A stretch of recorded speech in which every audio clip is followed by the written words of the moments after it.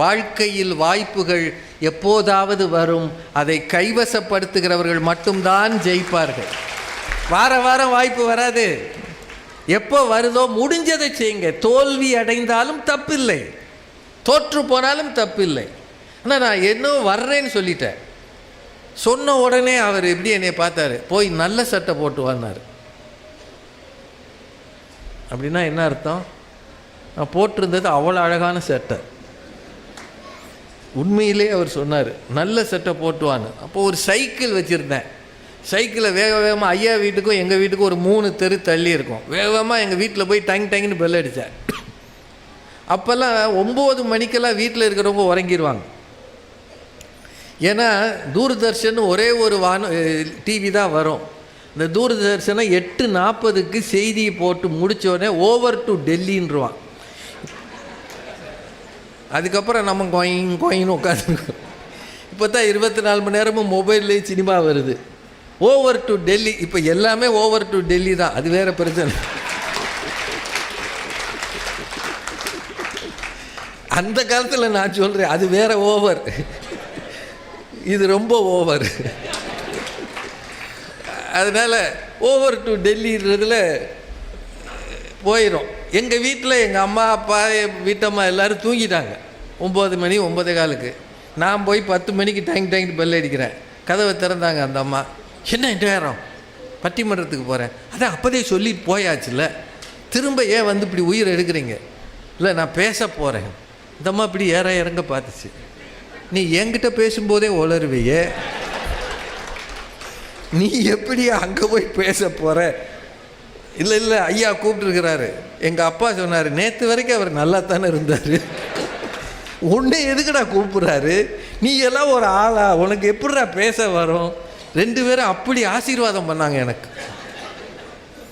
அதோடு போய் அந்த கூட்டத்தில் உட்காந்து குடும்ப வாழ்க்கையில் பெரிதும் சிரமப்படுவது கணவனா மனைவியா அப்படின்னு ஏதோ ஒரு தலைப்பு. நான் தான் நிறைய சிரமப்படுறேனே. உடனே சிரமம் அப்போவே நடந்திருக்குல்ல. அதை எல்லாத்தையும் சொல்லி விட்டு ஜாலியாக பேசி அதுதான் நான் தொடங்கின நிகழ்ச்சி. அப்படி தான் தொடங்குச்சு. வாங்க பேசலாம்னு கூப்பிட்ற இடத்துக்கெல்லாம் போகக்கூடாது. இல்லை, எனக்கு சமீபத்தில் ஒரு அழைப்பு வந்தது. எங்கள் வீட்டில் ஒரு பொண்ணுக்கு பூப்புனித நீராட்டு விழா, நீங்கள் வந்து பேசணும்னு. அங்கே வந்து என்னையா பேச? ஏதோ வருமானம் வருகிறதுன்றதுக்காக அப்படியே எல்லா இடத்துக்கும் போகக்கூடாது. எங்கே நமக்கு நம் பேசும் கலைக்கு கௌரவம் இருக்கிறதோ அங்கு மட்டும்தான் போக வேண்டும். இன்னும் எனக்கு நினைவு இருக்குது, கொஞ்சம் மேடைகளில் நான் பேசின பிறகு சாலமன் பாப்பையா சார் என்கிட்ட சொன்னார், இங்கே பார், நீ ஒரு பேங்க்கில் சம்பாதிக்கிற போதுமான அளவு, ஆனால் பேசணும்னு ஆசைப்படுற, சம்பாதிக்கணும்னு நினைக்கிற நினப்பில் இங்கே வந்துடாத. நம்மகிட்ட இருக்கிற ஒரு திறமையை மற்றவர்களோடு பகிர்ந்து கொள்ளணும்னா வா. ஒரு நாள் நீங்கள் சம்பாதிச்சு பெரிய ஆள் ஆக முடியாதுன்னு எனக்கு அட்வைஸ் பண்ணார். இன்னும் நான் நினைவில் வச்சுருக்கிறேன். பேச்சு மேடை என்பது ரொம்ப பெரிய விஷயம். பேச்சுவார்த்தை குறையும் போது உறவுகள் ஒன்றுமில்லாமல் போகிறது.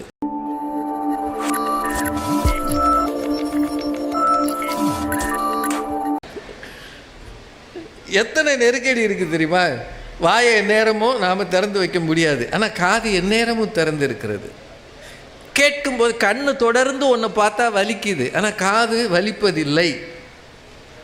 நம்ம எல்லாரும் என்ன நினைக்கிறோம்னா, இந்த காதுன்றது ஓட்டை போட்டு ஒரு கம்மல் தொங்க விடுறதுக்கான அமைப்புன்னு நினைக்கிறோம். அது நம்ம பெண்கள் வந்து ஆடி மாதம் என்னென்ன வகையா அதுலேயும் தள்ளுபடியாமே. கோல்டுலைங்க எங்க இருக்கா இல்லையாங்க? நகை கடையில் தள்ளுபடி. பழைய நகை வாங்கினா புது நகைக்கு 50 ரூபா ஜாஸ்தி தராங்க. நான் இது எப்படி உனக்கு தெரியும் கேட்காதீங்க, சமீபத்தில் வாங்கியிருக்கேன். அப்படின்னா காது என்பது அணிகலன் மாற்றுவது அல்ல, கண்ணாடி ரெஸ்ட் பண்ணுறது இல்லை. நல்ல விஷயங்களை வாங்கி நம் இதயத்துக்கு அதை அனுப்புகிற பெரும்பணியை செய்வது தான் காது.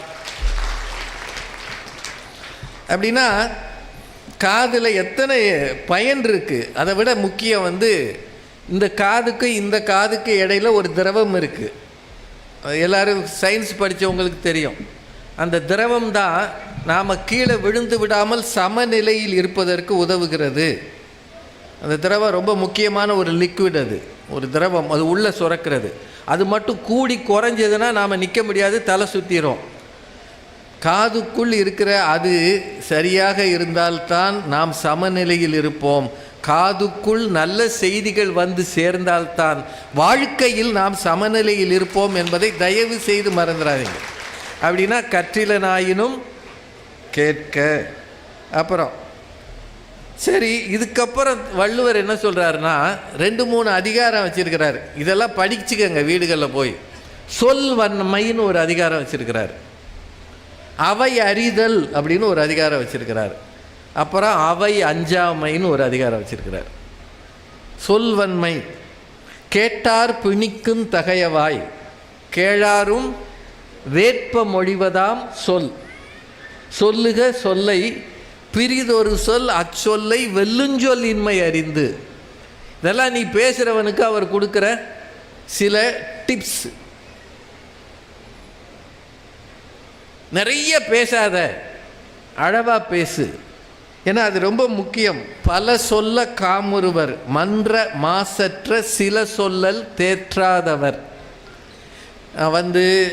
என்னன்னா அப்படின்னு வடிவேல் பேசுவார்ல, அது மாதிரி பேசணும்னா பேச வராதுன்னு அர்த்தம்.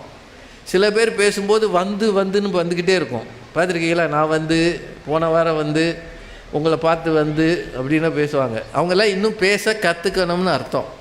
மாதிரி நிறைய இருக்குங்க. இன்னும் ஒரு விஷயம் மட்டும், அந்த குறள் ரொம்ப நல்ல குறள். ஒளியார் முன் ஒள்ளியராதல், வெளியார் முன் வான் சுதை வண்ணம் கோழல் அப்படின்னு ஒரு திருக்குறள் இருக்கு. அவை அறிதல். வேற ஒன்றும் இல்லை. தஞ்சாவூரில் பேசுகிறத மதுரையில் பேசுனா ஜெயிக்காது. அமெரிக்காவில் பேசுகிறத சிங்கப்பூரில் பேசுனா ஜெயிக்காது.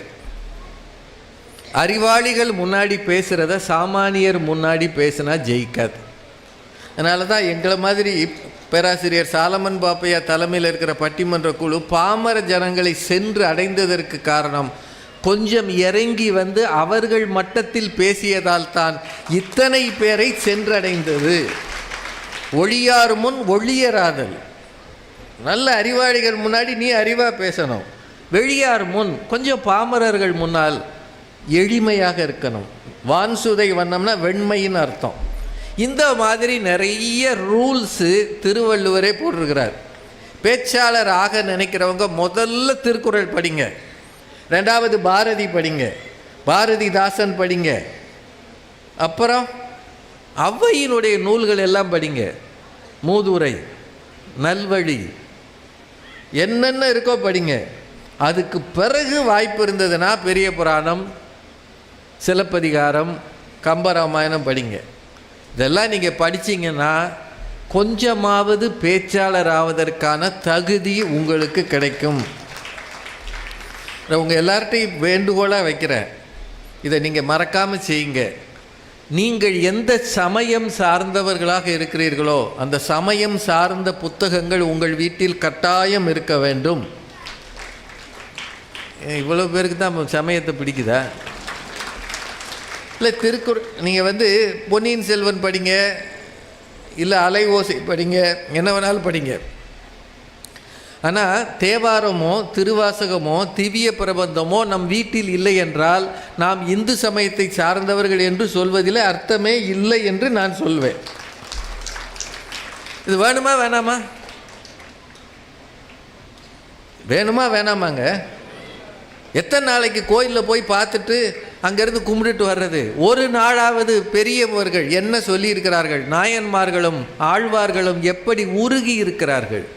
இந்த உருக்கத்தை வாழ்வையிலே நாம் ஒரு நாளாவது அடைய வேண்டும், உணர வேண்டும்னா அந்த நூல்களை வாங்கி உரையோடு வாசிக்க வேண்டும். பொருட்காட்சிக்கு, புத்தக கண்காட்சிக்கு வருகிறவர்கள், புத்தக திருவிழாவுக்கு வருகிறவர்கள் சமயம் சார்ந்த நூல்களை கட்டாயம் வாங்கி வீட்டில் வைத்து தானும் படித்து பிள்ளைகளையும் படிக்க சொல்ல வேண்டும். இவ்வளவு சொன்ன பிறகும் நீங்கள் அதை வாங்கி வைக்கலைன்னா அடுத்த முறை வரும்போது கேட்கணும்னு வச்சுருக்கிறேன். சரியா? இன்னும் எவ்வளோ நேரம் சார் பேசலாம்? சாலமன் பாப்பையாவின் மறுவடிவம் 10 நிமிஷம் பேசலாமா? 6ல் கல்லூரி மதுரையில் நடக்கும். எல்லாமே ராத்திரி தான் நடக்கும். அதாவது 10 மணிக்கு ஆரம்பித்து 2 மணி வரைக்கும் நடக்கும். மதுரையினுடைய அழகே அதுதான். இங்கேயும் அது மாதிரி நடந்திருக்கும். ஏன்னா பேச்சாளர் வரிசைன்னு நீங்கள் எடுத்தீங்கன்னா, தமிழ்நாட்டில் பேச்சுக்கலையை முதலில் பிரபலமாக்கியவர் தமிழ் தென்றல் திருவிக அவர்கள், திருவி கல்யாண சுந்தரனார். அவரை என்றைக்கு மறக்கக்கூடாது. அவரது வாழ்க்கை குறிப்புகள் நிறைய இருக்குது. அந்த புத்தகங்களை வாங்கி வாசி பாருங்கள். பேசும் கலையை அதுக்கு முன்னாடியெல்லாம் இந்த மாதிரி பேச்சு என்பது குறைவு. சுதந்திர போராட்ட காலத்தில் தான் பேச்சு ஓரளவு மக்கள் மத்தியில் போய் சேர்ந்தது. அதுக்கு முன்னாடி மேடை பேச்சுன்றது பிரபலம் இல்லை. திருவிக அவர்கள், அமரர் ஜீவா அவர்கள், அப்புறம் சோமசுந்தர பாரதியார் அவர்கள், அப்புறம் பேரறிஞர் அண்ணா அவர்கள், தந்தை பெரியார் அவர்கள், டாக்டர் கலைஞர் அவர்கள், இப்படி நிறைய பேச்சாளர்கள் இருந்திருக்கிறாங்க. ஜெயகாந்தன் அவர்கள், குன்னக்குடி தவத்திரு அடிகளார் அவர்கள், எவ்வளவு பேர் முன்னாடி பேச்சுக்கலையை வளர்த்த பெருமக்கள். கூட்டத்தை ஆயிரக்கணக்கில் இருக்கிற கூட்டத்தை கட்டி போட்ட ஒரு பேச்சாளர்னா எனக்கு தெரிய இந்த சமூகத்தில் யாருமே கிடையாது. வாரியார் ஒருவர் தான். அவருக்கு இருந்த நகைச்சுவையும் நினைவாற்றலும் மிக பெரிது. ஆயிரக்கணக்கில் இருந்து 4 மணி நேரம் 3 மணி நேரம் கேட்பாங்க. அப்படி ஒருவர் இனிமேல் பிறக்கவும் மாட்டார். ஓகே, 9 மணி வரைக்கும் பேசலாம்ட்டாங்க. ஐயோ, உங்களை நினச்சா பரிதாபமாக இருக்கு. என்னன்னா, இவ்வளவு பேர் இருந்து இந்த பேச்சுக்கலையை வளர்த்துருக்கிறாங்க. டாக்டர் கலைஞர் அவர்கள் பேசி மக்கள் ரொம்ப விரும்பி கேட்டிருக்கிறாங்க. நீங்களாம் அந்த காலத்தில் கேட்டிங்கன்னான்னு தெரியல. திராவிட இயக்கங்கள் பேசியே வளர்ந்த இயக்கம், பேசியே வளர்ந்தது. அப்போல்லாம் சினிமாவை நிறுத்திட்டு தலைவர்களை பேச வைப்பாங்களாம். அதுக்கு ₹1 ₹2 கட்டணம் உண்டு. பேச்சு கேட்க காசு கொடுத்து வந்து நம்ம ஊரில் கேட்டிருக்கிறாங்க. இப்போ உங்களுக்கு மட்டும் ₹1 ₹2 டிக்கெட் போட்டோம்னு வைங்க, நேரம் வீட்டில் நிம்மதியாக இருந்துருவீங்க. இந்த ஆளு ஒருத்தன் பேசுகிறான், இதை கேட்க காசு வேறு. அதான் யூடியூப்பில் சும்மா வளர்றாங்க, அப்படி தானே வரும் இல்லையா? அப்போது பேச்சு அப்படின்றது காலந்தோறும் இப்படி வந்திருக்கிறது. பேசும் கலை வளர்ப்போம்ன்ற நூல்கள் நிறைய எழுதியிருக்காங்க. குமரி அனந்தன் ஐயா எழுதியிருக்கிறாரு, டாக்டர் கலைஞர் எழுதியிருக்கிறாரு, நெடுஞ்செழியன் எழுதியிருக்கிறாருன்னு நினைக்கிறேன், பேராசிரியர் அன்பழகன் எழுதியிருக்கிறாரு, இன்னும் நிறைய பேர் எழுதியிருக்கிறாங்க. பேராசிரியர் ஞானசம்பந்தன் எழுதியிருக்கிறார், இந்த வாரம் வர்றாருன்னு நினைக்கிறேன். இங்கே அவர் பேசும் கலையை பற்றி எழுதியிருக்கிறார். நிறைய பேர் டிப்ஸு கொடுத்துருக்குறாங்க. ஆனால் இதையெல்லாம் படிச்சுட்டு ஒருத்தர் பேச்சாளர் ஆயிட முடியுமா அப்படின்னா இல்லை. You should have a passion for public speaking. பேஷன்னா உள்ளத்துக்குள்ளே ஒரு தாகம், ஒரு ஆர்வம் இருக்கணும். எல்லாராலையும் அதை செய்ய முடியாது. இப்போ இது 5 வயசு பிள்ளைய பேசுன்னு தள்ளி விடுறாங்கல்ல, சில நேரம் பேசலாம். நான் எனக்கு இப்போ யோசித்து பார்க்குறேன். நான் பள்ளி நாட்களில் படிக்கும்போது எங்கள் பள்ளியில் அர்ஜுனன் ஒரு பையன் இருந்தான். ஆள் நல்ல அருமையாக இருப்பான். அவன் அந்த காலத்தில் மாநில அளவில் பரிசு வாங்கிட்டு வந்தான் எங்கள் பள்ளிக்கு. பெருசாக அதை ஒரு நாள் கொண்டாடினாங்க எங்கள் ஸ்கூலில். இன்றைக்கி நான் யோசித்து பார்க்குறேன், அந்த அர்ஜுனன் எங்கே பேசினான்னு நான் பார்த்ததே இல்லை. வாழ்க்கை ரொம்ப விசித்திரமானது தெரியுமா? உங்களுக்கு என்ன கிடைக்கும்ன்றது இறைவனுக்கு தான் தெரியும், உங்களுக்கு தெரியவே செய்யாது. இப்போ உங்களுக்குள்ள இப்போ நிறைய பேர் ராஜா மாதிரி பேச்சாளர் ஆகணும்னு ஆசைப்படுவீங்க. நான் உங்களை மாதிரி கூட்டத்தில் உட்காந்து கடல் திங்கணும்னு ஆசைப்படுவேன் இல்லையா? வாழ்க்கையே இக்கரைக்கு அக்கறை. கண்ணதாசன் அந்த பாட்டில் ரொம்ப அழகாக சொன்னார். கடல் மீது விழுந்தோர்கள் நீந்துங்கள், அதில் நீச்சல் இருக்குது. சார் சொன்னார்ல நீச்சல்னு. கடல் மீது விழுந்தோர்கள் நீந்துங்கள், கனி மீது விழுந்தோர்கள் உண்ணுங்கள், வழிச்சாலை கண்டோர்கள் செல்லுங்கள், போக வழியின்றி நிற்பவர்கள் நில்லுங்கள். அடுத்தது, அவரவருக்கு வாய்த்த இடம் அவன் போட்ட பிச்சை, அறியாத மானிடர்க்கு அக்கறையில் இச்சை. உலகத்தில் மிகப்பெரிய தத்துவங்களை மிக எளிமையாக நம்ம கவிஞர்கள் பாடின மாதிரி யாரும் பாட முடியாது. அவரவருக்கு வாய்த்த இடம் அவன் போட்ட பிச்சை, அறியாத மானிடருக்கு நான் அப்படி ஆயிடணும் இப்படி ஆயிடணும், நான் அக்கறையில் இச்சை, இக்கரைக்கு அக்கறை பச்சைன்னு பாடினார். அந்த பாட்டை எப்பயாவது கேட்டு பாருங்களேன். நான் அவன் மாதிரி ஒரு பெரிய காரில் போகணுன்ற ஆசை, நான் இவன் மாதிரி அழகாக இருக்கணும்னு ஆசை, என் வீட்டம்மா மட்டும் அந்த லேடி மாதிரி இருந்திருந்தால் நல்லா இருக்குமேன்ற நினப்பு, இது எல்லாமே குப்பை என்பதற்கு இந்த ஒரு பாட்டு பெரும் சான்றாக இருக்கும். நான் இன்றைக்கி மேடையில் இருக்கிறேன்னா அது ஏதோ என் தகுதியிலேயோ திறமையிலேயோ கிடையாது. 2 விஷயம். ஒன்று, சின்ன வயதிலிருந்து எனக்கு பேச்சாளர்கள் மீது இருந்த அன்பு. மதுரையில் எங்கே மீட்டிங் நடந்தாலும் போயிடுவேன். அப்போல்லாம் சேர் கிடையாது, தரையில் உட்காரணும். தரையில் உட்காந்து கேட்பேன்.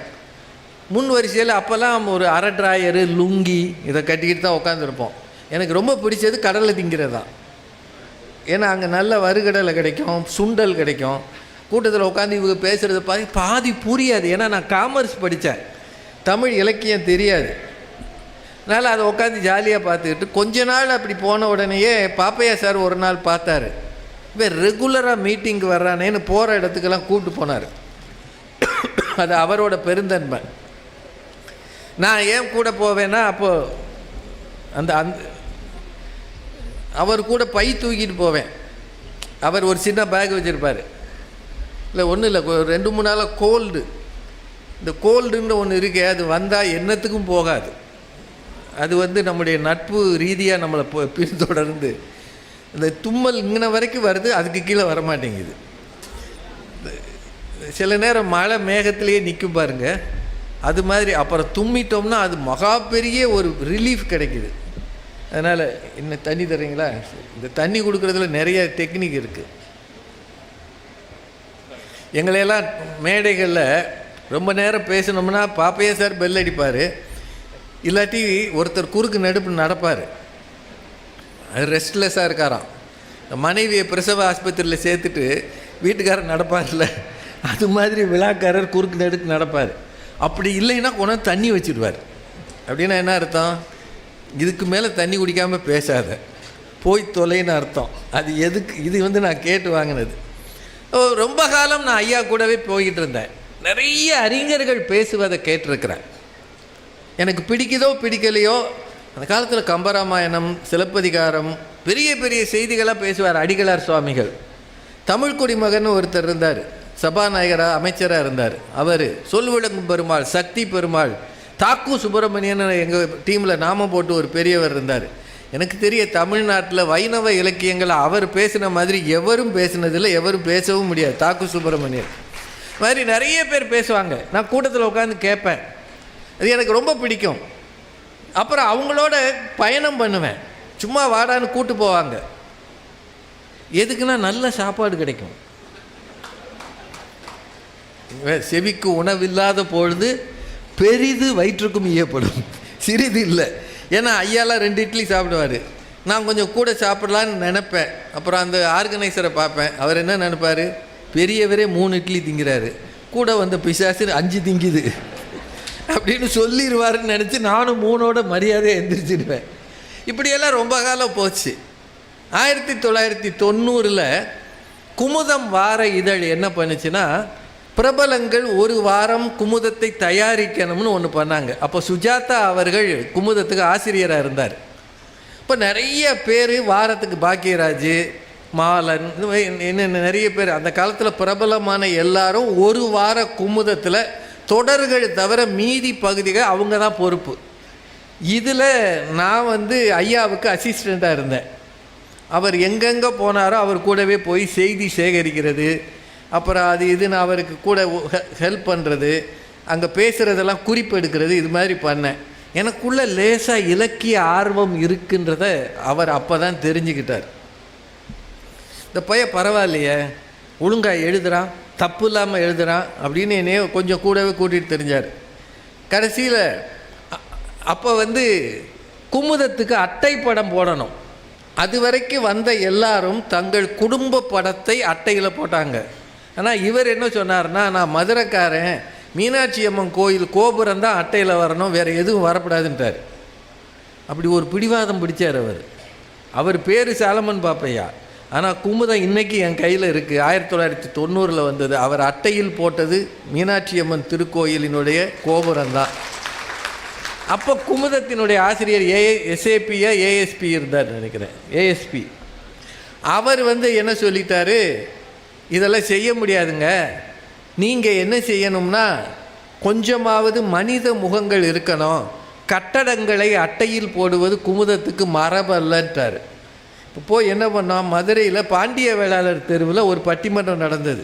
இந்த பட்டிமன்றத்தில் இவர் பேசுகிற மாதிரியும் தரையில் ஆட்கள் உட்கார்ந்து ரசிக்கிற மாதிரி படம் எடுத்து கோபுரத்துக்கு அடியில் இந்த பக்கம் இவர் இந்த பக்கம் ஜனங்கள் இருக்க மாதிரி ஒரு ஃபோட்டோ போட்டோம்.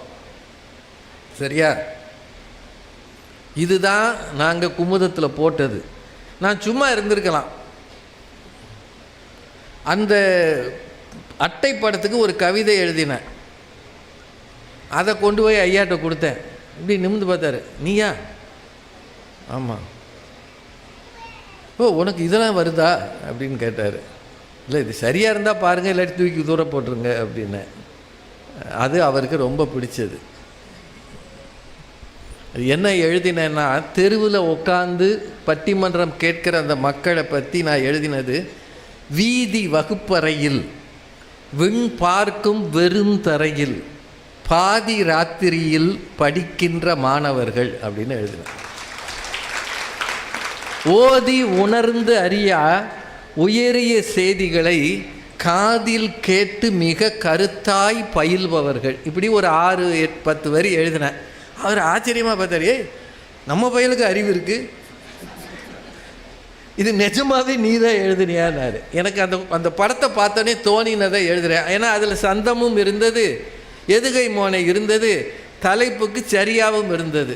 இது குமுதத்தில் முதல் முறையாக 90 வந்த உடனே அதை வச்சுக்கிட்டு நான் பட்ட பாடு இருக்கேன். முறையாக உங்கள் படம் பத்திரிக்கையில் வந்தால் என்னங்க ஆகும்? அவங்க என்ன பண்ணிட்டாங்க, என் மண்டையை மட்டும் போட்டாங்க. அது அப்போ கொஞ்சம் முடிகிடியெல்லாம் இருக்குது, வேறு மாதிரி பரிதாபமாக இருந்தது. அதை வச்சு நான் ஒரு 10 குமுதம் வாங்கி எங்கள் ஆஃபீஸ் பூரா கொடுத்தேன். மொத்த குமுதத்தில் இந்த முட்டுன்னு இடத்துல இருக்குது. இதுக்கு 10 குமுதம் வாங்கி கொடுத்தேன்னா நமக்கு ஒரு விளம்பர மோகம்தான். இதை பார்த்து நம்மளை அறிஞர்னு சேர்த்துட மாட்டாங்களா?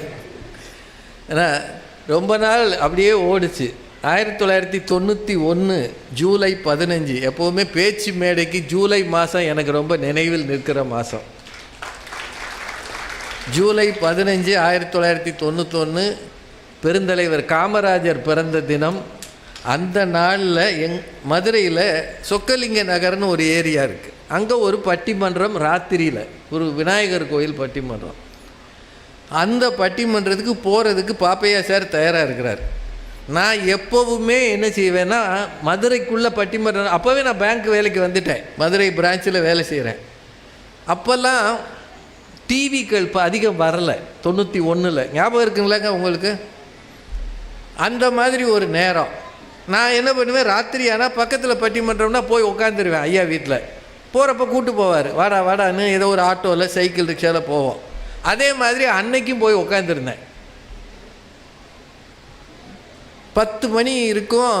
அவருக்கு ஒரு ஃபோன் வந்தது. அந்த காலத்தில் லேண்ட்லைன் தான், இது கிடையாது, மொபைல் கிடையாது, லேண்ட்லைன் வந்தது.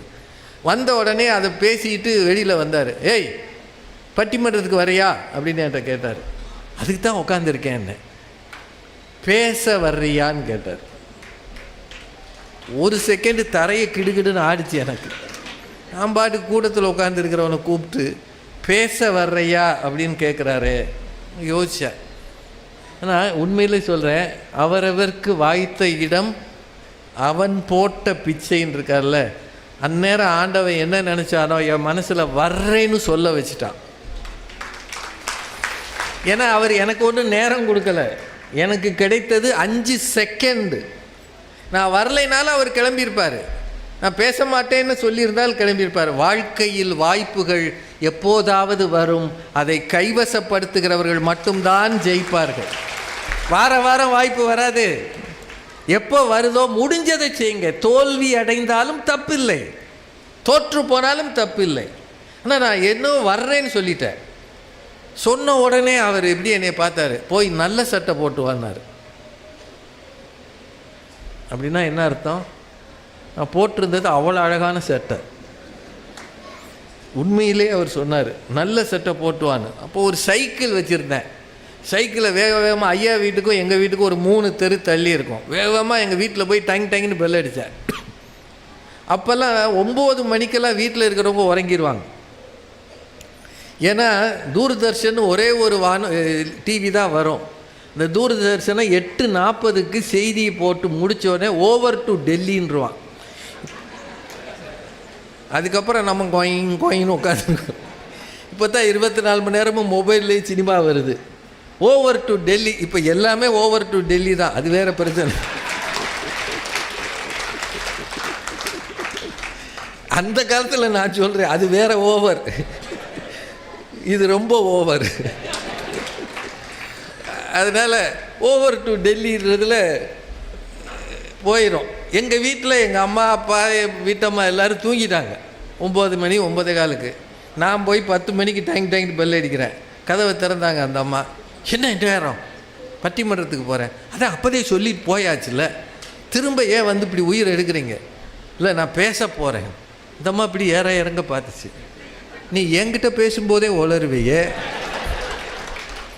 நீ எப்படி அங்கே போய் பேச போகிற? இல்லை ஐயா கூப்பிட்டுருக்கிறாரு. எங்கள் அப்பா சொன்னார், நேற்று வரைக்கும் அவர் நல்லா தானே இருந்தார், உன்னை எதுக்குடா கூப்பிட்றாரு? நீ எல்லாம் ஒரு ஆளா? உனக்கு எப்படிடா பேச வரும்? 2 பேரும் அப்படி ஆசீர்வாதம் பண்ணாங்க எனக்கு. அதோடு போய் அந்த கூட்டத்தில் உட்காந்து, குடும்ப வாழ்க்கையில் பெரிதும் சிரமப்படுவது கணவனா மனைவியா அப்படின்னு ஏதோ ஒரு தலைப்பு. நான் தான் நிறைய சிரமப்படுறேனே, உடனே சிரமம் அப்போவே நடந்திருக்குல்ல, அதை எல்லாத்தையும் சொல்லி விட்டு ஜாலியாக பேசி, அதுதான் நான் தொடங்கின நிகழ்ச்சி.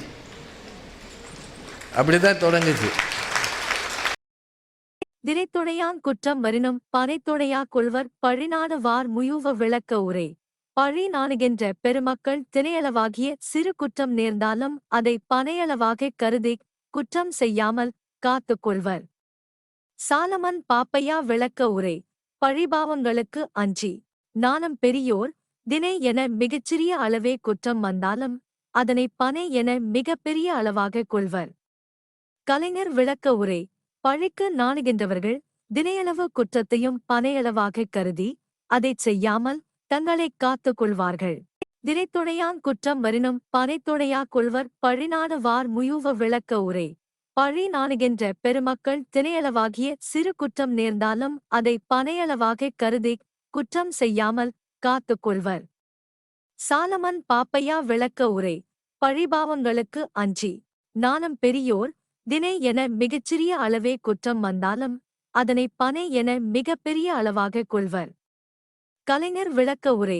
பழிக்கு நாணுகின்றவர்கள் தினையளவு குற்றத்தையும் பனையளவாகக் கருதி அதைச் செய்யாமல் தங்களைக் காத்துக் கொள்வார்கள். தினைத்துணையான் குற்றம் வரினும் பனைத்துணையா கொள்வர் பழிநாடு வார் முயூவ விளக்க உரை. பழி நாணுகின்ற பெருமக்கள் தினையளவாகிய சிறு குற்றம் நேர்ந்தாலும் அதை பனையளவாகக் கருதி குற்றம் செய்யாமல் காத்துக் கொள்வர். சாலமன் பாப்பையா விளக்க உரை. பழிபாவங்களுக்கு அஞ்சி நாணம் பெரியோர். தினை என மிகச்சிறிய அளவே குற்றம் வந்தாலும் அதனை பனை என மிகப் பெரிய அளவாகக் கொள்வர். கலைஞர் விளக்க உரை. பழிக்கு நாணுகின்றவர்கள் தினையளவு குற்றத்தையும் பனையளவாகக் கருதி அதைச் செய்யாமல் தங்களைக் காத்துக் கொள்வார்கள். தினைத்துணையான் குற்றம் வரினும் பனைத்துணையா கொள்வர் பழிநாடு வார் முயூவ விளக்க உரை. பழி நாணுகின்ற பெருமக்கள் தினையளவாகிய சிறு குற்றம் நேர்ந்தாலும் அதை பனையளவாகக் கருதி குற்றம் செய்யாமல் காத்துக் கொள்வர். சாலமன் பாப்பையா விளக்க உரை. பழிபாவங்களுக்கு அஞ்சி நாணம் பெரியோர். தினை என மிகச்சிறிய அளவே குற்றம் வந்தாலும் அதனை பனை என மிகப் பெரிய அளவாகக் கொள்வர். கலைஞர் விளக்க உரை. பழிக்கு நாணுகின்றவர்கள் தினையளவு குற்றத்தையும் பனையளவாகக் கருதி அதைச் செய்யாமல் தங்களைக் காத்துக் கொள்வார்கள். தினைத்துணையான் குற்றம் வரினும் பனைத்துணையா கொள்வர் பழிநாடு வார் முயூவ விளக்க உரை. பழி நாணுகின்ற பெருமக்கள் தினையளவாகிய சிறு குற்றம் நேர்ந்தாலும் அதை பனையளவாகக் கருதி குற்றம் செய்யாமல் காத்துக் கொள்வர். சாலமன் பாப்பையா விளக்க உரை. பழிபாவங்களுக்கு அஞ்சி நாணம் பெரியோர். தினை என மிகச்சிறிய அளவே குற்றம் வந்தாலும் அதனை பனை என மிகப் பெரிய அளவாகக் கொள்வர். கலைஞர் விளக்க உரை. பழிக்கு நாணுகின்றவர்கள் தினையளவு குற்றத்தையும் பனையளவாகக் கருதி அதைச் செய்யாமல் தங்களைக் காத்துக் கொள்வார்கள். தினைத்துணையான் குற்றம் வரினும் பனைத்துணையா கொள்வர் பழிநாடு வார் முயூவ விளக்க உரை. பழி நாணுகின்ற பெருமக்கள் தினையளவாகிய சிறு குற்றம் நேர்ந்தாலும் அதை பனையளவாகக் கருதி குற்றம் செய்யாமல் காத்துக் கொள்வர். சாலமன் பாப்பையா விளக்க உரை. பழிபாவங்களுக்கு அஞ்சி நாணம் பெரியோர் தினை என மிகச்சிறிய அளவே குற்றம் வந்தாலும் அதனை பனை என மிகப் பெரிய அளவாகக் கொள்வர். கலைஞர் விளக்க உரை.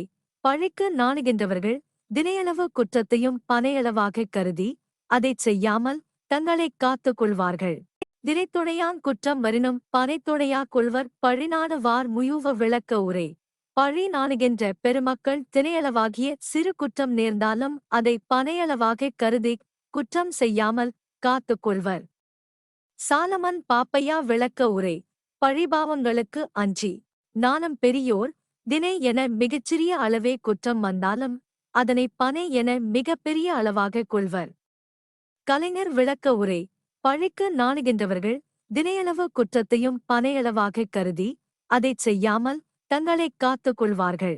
தினைத்துணையான் குற்றம் வரினும் பனைத்துணையா கொள்வர் பழிநாடு வார் முயூவ விளக்க உரை. பழி நாணுகின்ற பெருமக்கள் தினையளவாகிய சிறு குற்றம் நேர்ந்தாலும் அதை பனையளவாகக் கருதி குற்றம் செய்யாமல் காத்துக் கொள்வர். சாலமன் பாப்பையா விளக்க உரை. பழிபாவங்களுக்கு அஞ்சி நாணம் பெரியோர் தினை என மிகச்சிறிய அளவே குற்றம் வந்தாலும் அதனை பனை என மிகப் பெரிய அளவாகக் கொள்வர். கலைஞர் விளக்க உரை. பழிக்கு நாணுகின்றவர்கள் தினையளவு குற்றத்தையும் பனையளவாகக் கருதி அதைச் செய்யாமல் தங்களைக் காத்துக் கொள்வார்கள். தினைத்துணையான் குற்றம் வரினும் பனைத்துணையா கொள்வர் பழிநாடு வார் முயூவ விளக்க உரை. பழி நாணுகின்ற பெருமக்கள் தினையளவாகிய சிறு குற்றம் நேர்ந்தாலும் அதை பனையளவாகக் கருதி குற்றம் செய்யாமல் காத்துக் கொள்வர். சாலமன் பாப்பையா விளக்க உரை. பழிபாவங்களுக்கு அஞ்சி நாணம் பெரியோர் தினை என மிகச்சிறிய அளவே குற்றம் வந்தாலும் அதனை பனை என மிகப் பெரிய அளவாகக் கொள்வர். கலைஞர் விளக்க உரை. பழிக்கு நாணுகின்றவர்கள் தினையளவு குற்றத்தையும் பனையளவாகக் கருதி அதைச் செய்யாமல் தங்களைக் காத்துக் கொள்வார்கள். தினைத்துணையான் குற்றம் வரினும் பனைத்துணையா கொள்வர் பழிநாடு வார் முயூவ விளக்க உரை. பழி நாணுகின்ற பெருமக்கள் தினையளவாகிய சிறு குற்றம் நேர்ந்தாலும் அதை பனையளவாகக் கருதி குற்றம் செய்யாமல் காத்துக் கொள்வர். சாலமன் பாப்பையா விளக்க உரை. பழிபாவங்களுக்கு அஞ்சி நாணம் பெரியோர் தினை என மிகச்சிறிய அளவே குற்றம் வந்தாலும் அதனை பனை என மிகப் பெரிய அளவாகக் கொள்வர். கலைஞர் விளக்க உரை. பழிக்கு நாணுகின்றவர்கள் தினையளவு குற்றத்தையும் பனையளவாகக் கருதி அதைச் செய்யாமல் தங்களைக் காத்துக் கொள்வார்கள்.